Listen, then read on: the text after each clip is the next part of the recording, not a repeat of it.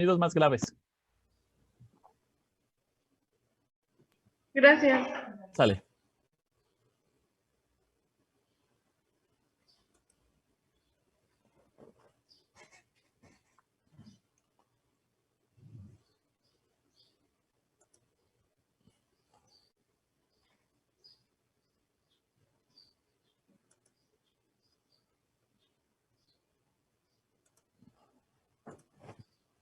Ok. Entonces, hablamos de la exploración del tórax. ¿Sí? ¿Ya entraron todos? Doctor, ¿y qué es eso del ruido, bueno, con el que se usa la otra parte del estetoscopio? ¿Cómo? Ahorita vamos a ver. Ahorita les voy a poner una tabla de los ruidos que vamos a escuchar para poder visualizar más o menos qué es lo que debemos escuchar con uno y qué debemos escuchar con otro. ¿Sale? Sí, muy bien, gracias. Sale.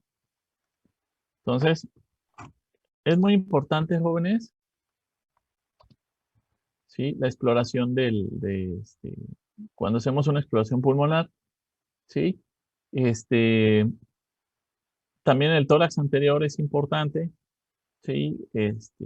Ya sea que el paciente esté en posición erguida, en posición acostada, se fijan, cuando les dije está acostado el paciente, háganlo en su cara más lateral, ¿sí? En estas zonas donde podemos explorar mejor los campos pulmonares, hablando de pulmonares, ¿sí? O ponemos al paciente en posición lateral, ¿sí? Para escuchar los ruidos respiratorios. Esta es la forma de percutir, jóvenes. Si se fijan, dedo medio se golpea sobre la articulación, no sobre la uña, sobre la articulación para producir un ruido, ¿sí? Que nos indique si hay aumento o disminución de los ruidos, ¿sí? Y nosotros identificar a qué se pudiera deber. ¿Sale? Obviamente aquí es importante en las damas, ¿verdad? Mantener uñas cortas porque pues, le van a dar un uñazo al paciente, ¿sí? Igual se van a dar un uñazo ustedes a la hora de percutir. ¿Sale? Y obviamente la palpación, ¿sí? La palpación es importante. Los movimientos respiratorios. Aquí hay dos movimientos respiratorios a explorar con la palpación. ¿Cuáles son, jóvenes?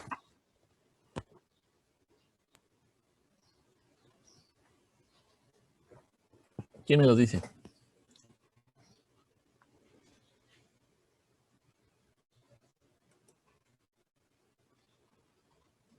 ¿Cuáles son? Aquí están. Están muy callados ahora. ¿No les dieron bien de desayunar? Es que no hemos desayunado. Qué bárbaro. Yo tampoco. No nos quiere traer nuestro yogur Yari, profe. ¿No? Híjole. Qué mala onda. No, yogur para todos, por favor. Hay dos movimientos respiratorios que hay que identificar. Amplexión y amplexación, jóvenes. ¿Sí? Amplexión y amplexación. ¿Alguien tiene idea de cuáles son estos?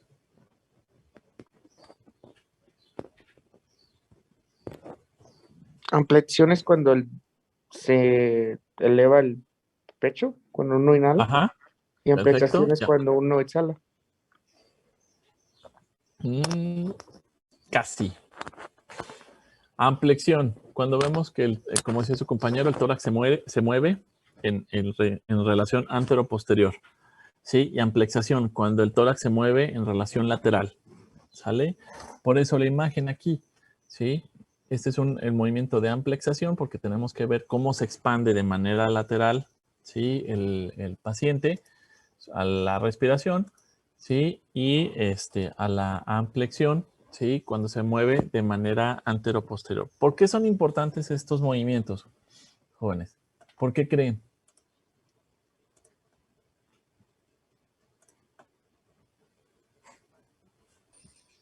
La fuerza y la elasticidad del pulmón. Muy bien. ¿Qué más?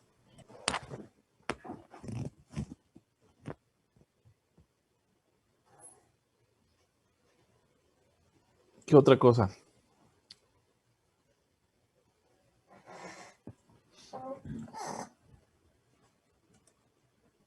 Si hay aire en los pulmones. No, pues debe de haber, ¿verdad? O sea, sí. Ay, ya no me expliqué, pero bueno. Para Sí, determinar algún movimiento anormal exacto. o alguna presencia de algún como quiste o pues como bultos, distintas anomalías que luego pueden aparecer.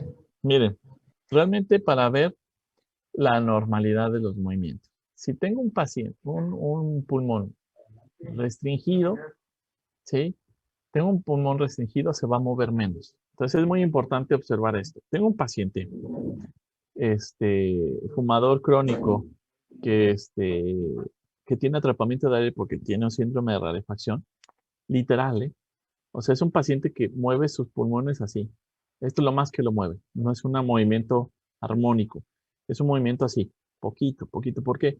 Porque está tan atrapado el aire porque tiene un problema de, de- de- de, síndrome de rarefacción por el tabaco, que realmente sus movimientos están muy limitados. O tengo un paciente con un hemotórax, un neumotórax, ¿sí? Un hemotórax a tensión. Entonces, se va a mover más el pulmón no afectado que el afectado. ¿Por qué? Porque este está ocupado por por líquido o por aire, la cavidad pleural, entonces impide que se expanda el tejido pulmonar. Entonces, el otro está compensando y tiene una hiperelasticidad, cuando el otro no se está moviendo. Entonces, es muy importante observar esto cuando hagamos la palpación. ¿Sí? ¿Por qué? Porque nos vamos a dar cuenta si están los movimientos respiratorios sincrónicos. ¿Sale? Y eso nos va a ayudar para identificar si hubiera alguna masa ocupativa o algún líquido.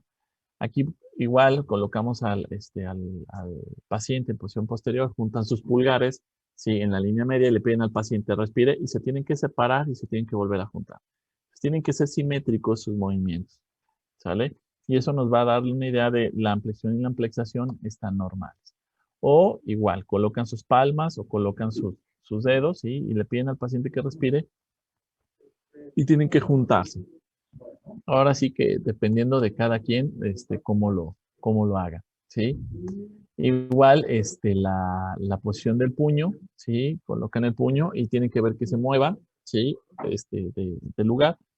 Y obviamente, encontraron algo raro, percuten otra vez. No se mueve, percuten, ¿sí? ¿Por qué? Hay líquido, hay sólido, ¿sí? No se movió este pulmón, hay que identificar por qué no se movió, ¿sale? Es muy importante el ruido que me arroja, ¿sí? Porque a través de los ruidos nos vamos a dar cuenta. Notas de percusión y sus características, ¿sí? Aquí, esto es muy importante, ¿por qué? Porque nos vamos a dar una idea sobre los ruidos que producen diferentes partes de nuestro cuerpo. Sí, de acuerdo a su intensidad, de acuerdo a su tono, de acuerdo a su duración, sí, y lo que más se asemeja a esto.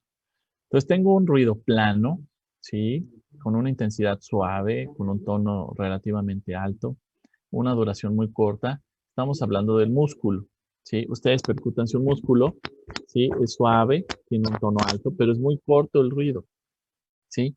Tenemos un ruido mate, que es una intensidad relativa media, ¿sí? Un tono relativamente medio, una duración media, el hígado, ¿sí? Es un órgano macizo, ¿sí? Muy, muy macizo. O más, quieren todavía un poco más de matidez, percutan un hueso, ¿sí? Cuando tenemos un sonido de resonancia, ¿sí? Que es intenso en su intensidad, en su tono es muy bajo y en su duración es muy larga, tenemos un ruido del pulmón normal, ¿sí? Cuando tenemos una hiperresonancia, estamos hablando de que está muy aumentado en su intensidad, tiene un tono más bajo y tiene una duración más larga, normalmente no encontramos este ruido. ¿Qué es esto? Cuando tenemos un paciente con un neumotórax, atención, ¿sí? Vamos a encontrar este ruido, un ruido hiperresonante. ¿Qué quiere decir? Que toda la cavidad pleural de mi pulmón está ocupado por aire. ¿Por qué? Porque se rompió el tejido pulmonar y está fugando aire hacia la cavidad pleural. Entonces, este pulmón está colapsado, pero toda la cavidad pulmonar está llena, toda la cavidad torácica está llena de aire. Entonces, es muy importante tomar en cuenta esto, ¿sí? Timpanismo es una intensidad relativa, ¿sí? Un tono alto y una duración también muy relativamente, ¿sí? Y es una duración alta. Estamos hablando de una burbuja de aire, gástrica o una mejilla inflada. Ustedes pueden, háganse lo mismo, ¿sí? ¿Sí? Hagan una, inflen su mejilla, percútanse y vean cómo se escucha. Y así se escucha una víscera hueca, ¿sí? Una tripa cuando ustedes la percuten. Entonces es muy importante identificar estos ruidos, ¿sí?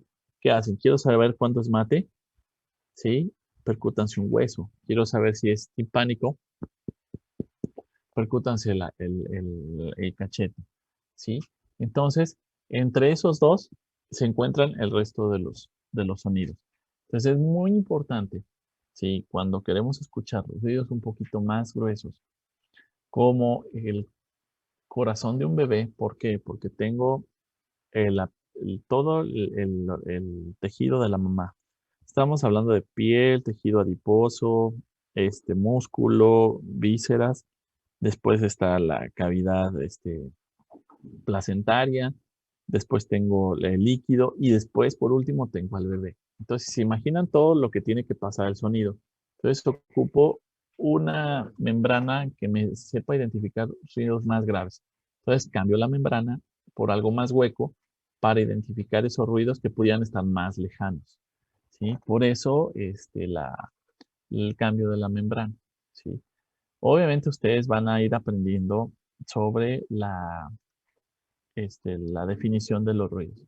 Y a nivel pulmonar, ¿sí? Los ruidos respiratorios, estos son los que debemos de identificar, ¿sí?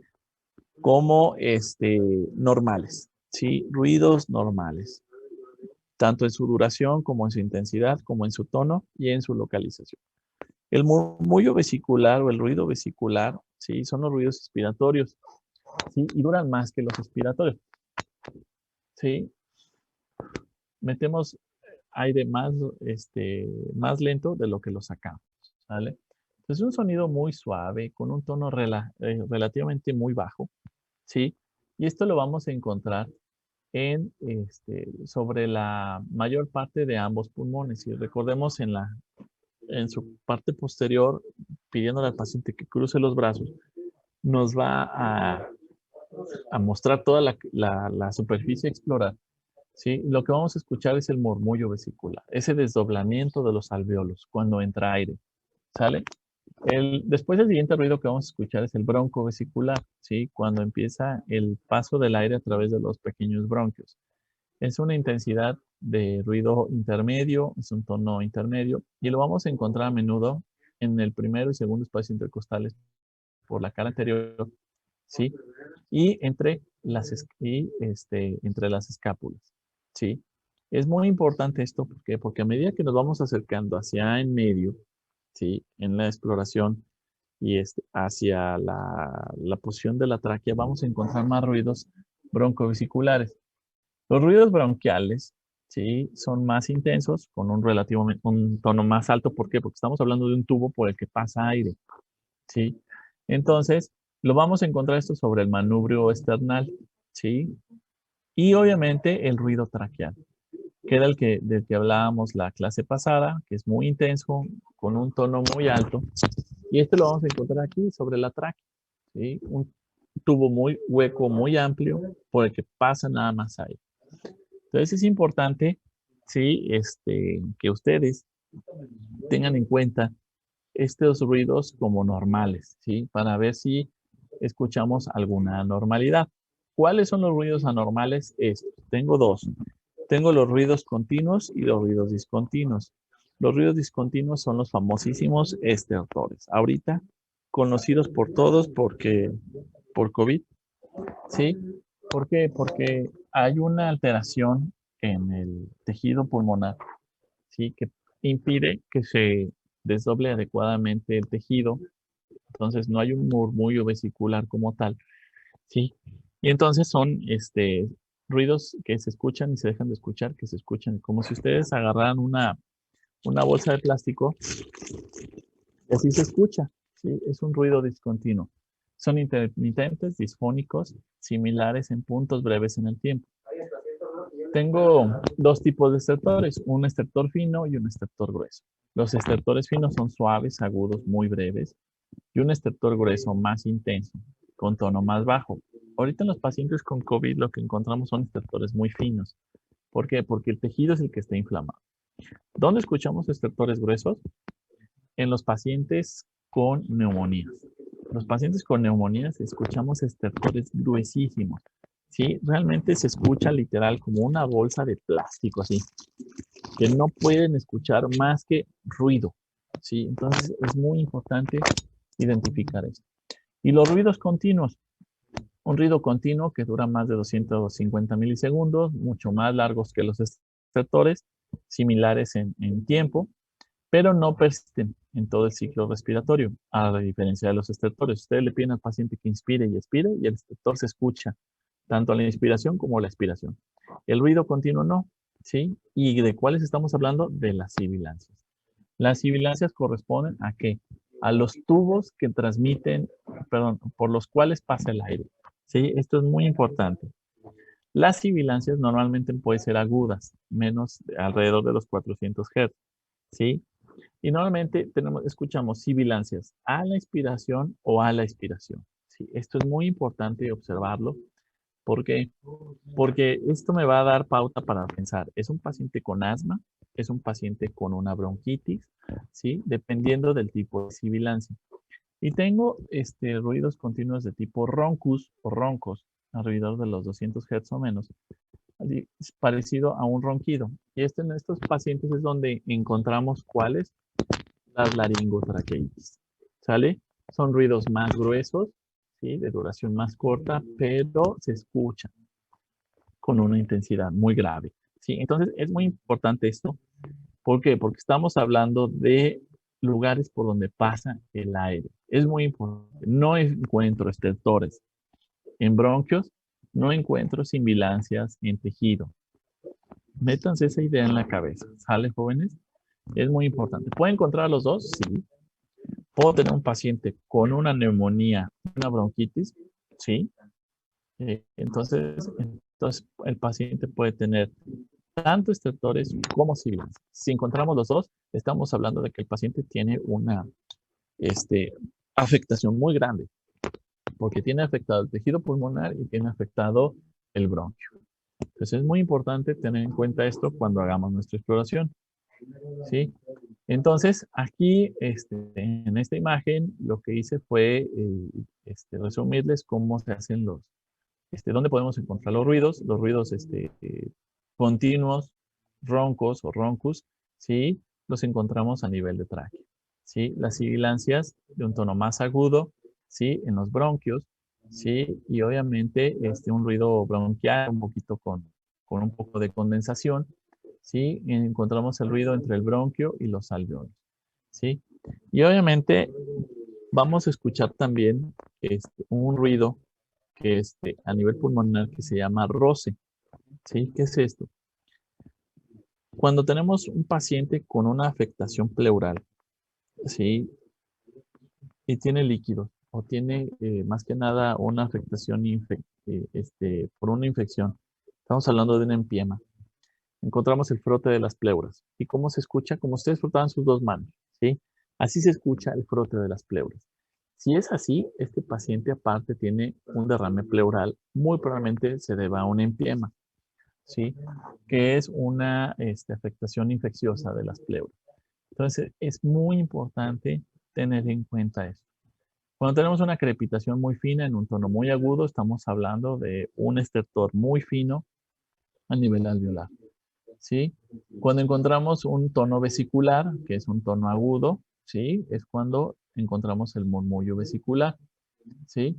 Y obviamente encontramos los broncovesiculares y los bronquiales, ¿sí? Entonces, estos son normales, los de su derecha, y los de su izquierda son anormales. Entonces, es muy importante identificar cómo funcionan los ruidos a través de nuestra exploración física del aparato respiratorio.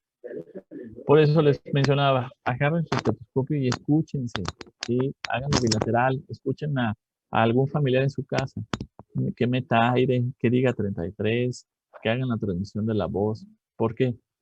porque tenemos síndromes muy característicos a nivel pulmonar que nos van a indicar aumento de la voz, aumento de la transmisión, aumento de esto, entonces estamos hablando de un síndrome de rarefacción. Disminución del murmullo, disminución de la transmisión, disminución del frémito, aumento del frémito, estamos hablando de síndrome de condensación. Entonces, y ya englobamos a las enfermedades de acuerdo a su síndrome y es mucho más fácil. Estamos hablando de un síndrome de condensación, probablemente una neumonía o algo que me produzca líquidos en los alveolos. Rarefacción, atrapamiento de aire, bronquial, están limitados en su luz los bronquios, entonces algo está impidiendo el paso adecuado del aire a través de los bronquios. Una telectasia es un colapso de alguno de los lóbulos, ¿sí? Un neumotórax, estamos hablando de algo que afecta a la pleura. Entonces, un síndrome de una caverna, ¿sí?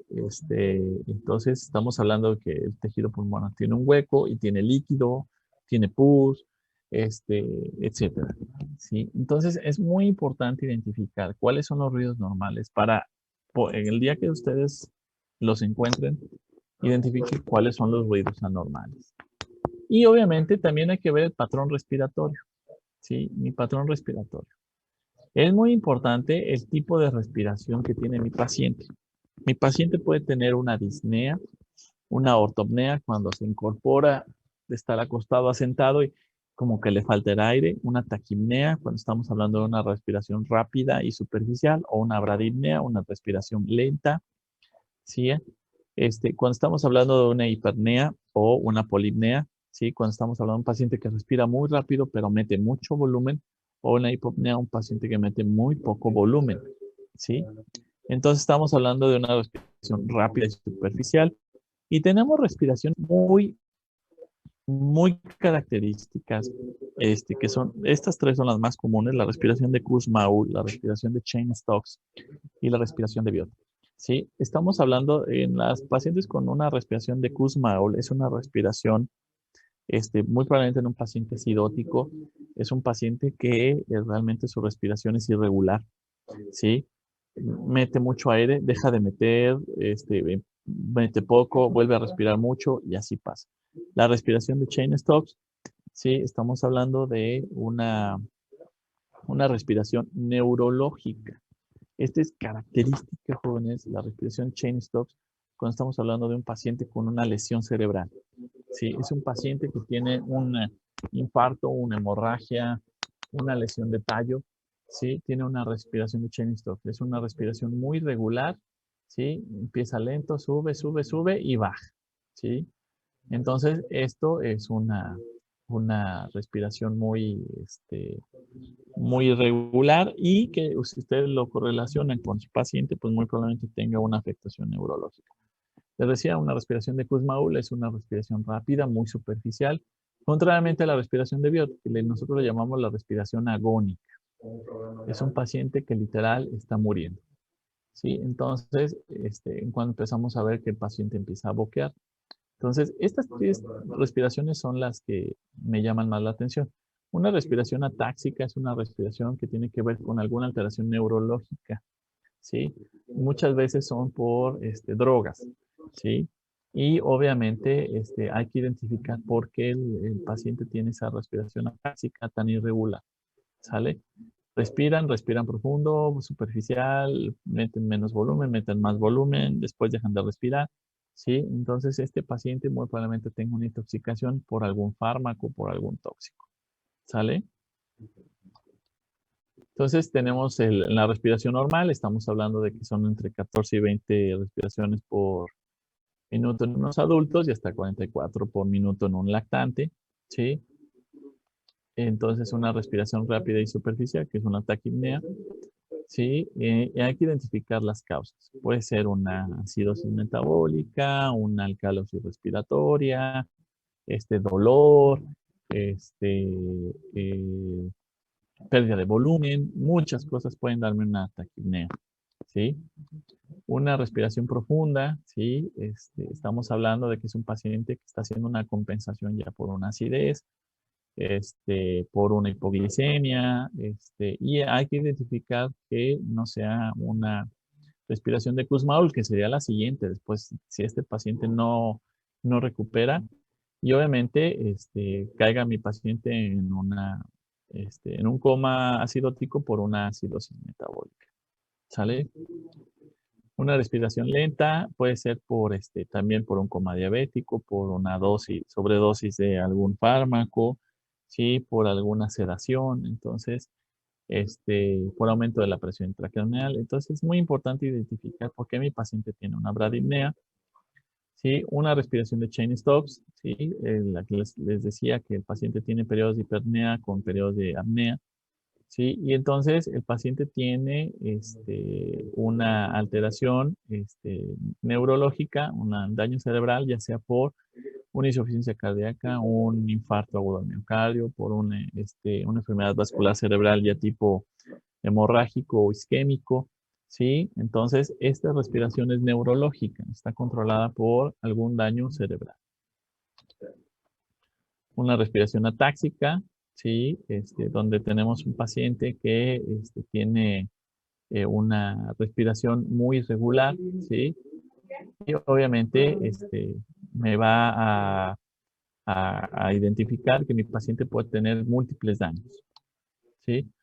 Y nuevamente vemos que la respiración aumenta con una acidosis, con lesiones del sistema nervioso, por ansiedad, por intoxicaciones por fármacos, por falta de oxígeno, por dolor, y puede disminuir por una alcalosis, por unas lesiones del sistema nervioso, por algunas alteraciones neurológicas como la miastenia gravis, por sobredosis de narcóticos y por obesidad. ¿Sale? Y pues obviamente las mnemotecnias de la disnea, son las 10 P's, ¿no? La neumonía, el neumotórax, la constricción pulmonar, ¿sí? La obstrucción pulmonar, créanme que esto es característico en los niños. Yo he sacado palomitas, habas, frijoles, monedas de los pulmones. Es increíble lo que se puede tragar un niño. ¿Sí? Entonces, la embolia pulmonar, ahorita que está de moda por el COVID, tenemos muchos embolismos pulmonares, el taponamiento pericárdico, que también me va a dar una afectación pulmonar, ¿sí? Una insuficiencia cardíaca que me va a dar afectación pulmonar, ¿sí? Cuando tenemos pacientes con síndrome del alpinista, causas psicogénicas o venenos, ¿sale? Entonces, y por último, también debemos de observar las deformidades en el tórax. Sí, es muy importante. El tórax, siempre hay que observarlo si presenta alguna excavación o alguna acentuación en la forma del tórax. ¿Por qué? Porque esto va a modificar mi patrón respiratorio. O ya sea que tenga alguna infección o alguna tumefacción, ¿sí? Que impida que se muevan adecuadamente mis hemitórax. Entonces tengo una que se llama tórax en tonel cuando el paciente está completamente redondo en su tórax, ¿sí? Y esto normalmente lo vemos en los pacientes fumadores, un pecho plano, un pectus excavatum, un pecho en horquilla, ¿sí? Y entonces aquí podemos observar desde el paciente que está erguido hasta el paciente que está encorvado, ¿sí? Es un paciente que tiene un tórax en tonel. Si se fijan, este es un paciente con un tórax normal, esta es la parte posterior, esta es la parte anterior, ¿sí? Y tiene una forma de trapecio. Y un tórax en tonel es un paciente que tiene un tórax aumentado, ¿sí? Un tórax muy, muy aumentado, y obviamente entre más aumentado está, menos movimientos respiratorios tiene el paciente. Entonces tenemos un paciente con un pecho, ¿cómo le llamamos? Tórax en pecho de paloma, ¿sí? O en horquilla. ¿Por qué? Porque está triangular. Y esto, si se fijan, modifica la posición tanto de mis pulmones como de mi corazón. Y entonces esto va a provocar alteraciones respiratorias, un pectum excavatum, ¿sí? Un pectum excavatum, que vemos una excavación por una deformación propiamente del esternón, ¿sí? Y obviamente esto me va a modificar la posición de los órganos y a su vez la posición del patrón respiratorio, ¿sí? otro pectum excavatum, si se fija, donde vemos la deformación. Entonces el corazón se hace más izquierdo, ¿sí? Y obviamente la posición de los pulmones se modifica. Y obviamente también tiene que ver mucho en mi posición de los pulmones, las jivas que podíamos tener, ¿sí? La cifosis, las jorobas. Entonces, es muy importante, si tenemos una joroba, esto va a modificar mucho. ¿Por qué? Porque la joroba hace que se haga más pequeña la cavidad pulmonar. Entonces, los pulmones ya no se van a expandir completamente, sino se mueven muy poco. ¿Por qué? Porque nuestra cavidad torácica se ha disminuido de tamaño por una jiba. ¿Sí? Entonces, esto es muy importante a la hora de explorar un paciente. ¿Sí? Y pues bueno, aquí podemos observar a la inspección, a la palpación, a la percusión, a la auscultación, lo que podemos encontrar en algunas afectaciones, en asma, en atelectasia, en bronquiectasias, en bronquitis, ¿sí? En una enfermedad pulmonar obstructiva crónica, en un enfisema, en un derrame, ¿sí? Y obviamente, el- el, la- las patologías que podemos asociar. Como resumen, entonces, para la exploración física del tórax, ¿qué vamos a encontrar? Sí, hay que identificar la forma y tamaño, la simetría, el color de la piel, si encontramos en patrones venosos superficiales, si hay prominencia de las costillas, ¿sí? Evaluar las respiraciones de acuerdo a su frecuencia y a su ritmo, inspeccionar los movimientos del tórax, si hay una simetría, si hay abultamiento, si hay empleo de músculos accesorios. Esto es muy característico si vemos una disociación tóraco-abdominal y si vemos los músculos del cuello, quiere decir que mi paciente tiene una dificultad respiratoria muy severa. Detectar si hay ruidos asociados con la respiración, si hay crepitaciones o sibilancias. Hay que palpar el tórax, ver que hay una simetría, una adecuada expansión del tórax, las pulsaciones en las carótidas. Sí, podemos inspeccionar también las pulsaciones de la arteria axilar. ¿Sí? Las sensaciones como crepitaciones o vibraciones en la ásperas, el frémito, es muy importante el frémito, jóvenes. ¿Sí? Realizar una percusión directa o indirecta del tórax, ¿sí? Comparando ambos lados para observar el recorrido diafragmático, la intensidad de tono, la duración y la calidad de la percusión. Recordemos, ruido mate, estamos hablando de una masa, ruido timpánico, estamos hablando de atrapamiento de aire. ¿Sí? La auscultación del tórax debe ser muy importante con su estetoscopio desde arriba hasta abajo, ¿sí? Comparando ambos lados. Y la intensidad y tono tienen que identificarse, la calidad de los ruidos respiratorios. Debemos encontrar ruidos respiratorios no esperados, si hay estertores, si hay roncus, hay sibilancias, roces, el roce acuense de las pleuras, tanto de la pleura parietal como de la pleura visceral. Y si hay una resonancia o una hiperresonancia de la transmisión de la voz. ¿Sale, jóvenes? Entonces, si se fijan, toda la exploración está resumida aquí en 7 puntos. Es una exploración muy bella, muy práctica. Me da mucha información de las afectaciones pulmonares. Todo cae en 5 o 6 síndromes pulmonares y de ahí se desprenden todas las enfermedades. Entonces, es muy importante que dominemos, y más ahorita, en tiempo de COVID, la exploración de tórax. ¿Sale? Por eso, tanto hincapié en la exploración. ¿Alguna duda, jóvenes? No, doctor. No, doctor, todo bien. ¿Todo bien? Todo claro. Sí, doctor. ¿Sí? Bueno, entonces, ¿tienen clase ahorita de 11 a 12? No. ¿A o B?